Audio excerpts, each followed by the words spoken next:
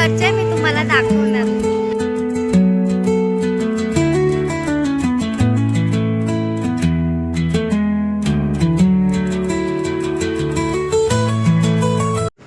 हे एक चॅपल आहे. याच्या आतमध्ये सर्वजण प्रेयर करतात आणि तुम्ही बघू शकता वेलंकनी मायचा मूर्ती आहे समोरच. तर आम्ही इकडच्या चर्चला जाणार.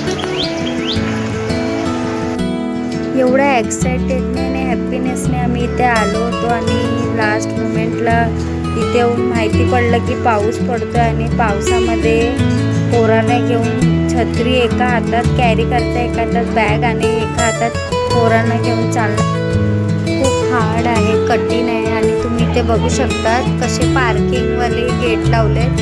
एवढ्या याच्यामध्ये फक्त चालायचं वेगळं आहे आणि मधून गाडी वगैरे जाते, त्याच्यासाठी असे गेट बनवले आहेत.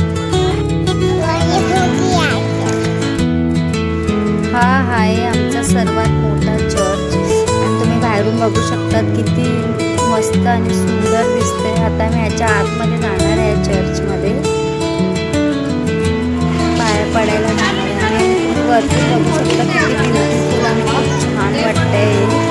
वरती चर्चच्या इकडे जे दाखवते तुम्हाला बघू शकता खूप भारी दिसते. सो तुम्ही आतमधून बघू शकता चर्च कसं आहे, एकदम सुंदर आहे आणि सर्व बसले प्रेयर करायला.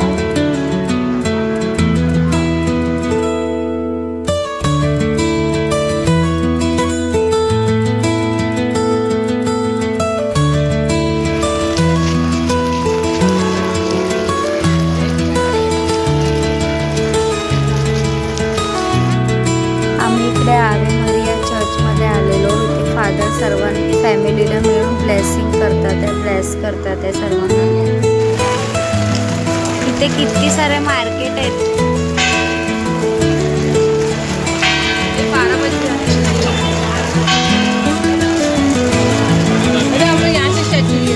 प्रेयर चालू आहे का ना.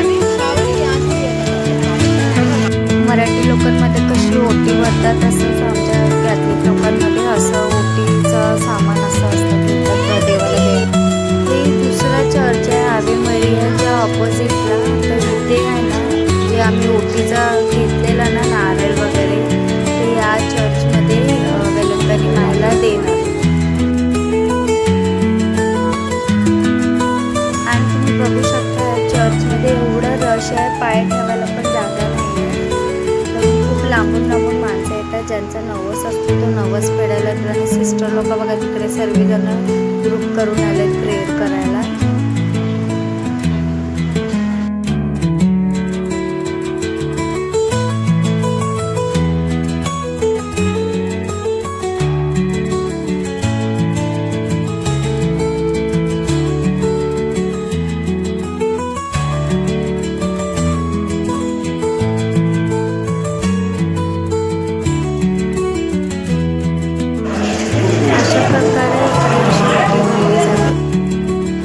बघू शकता इथे कॅन्डल पण लावतात देवाजवळ.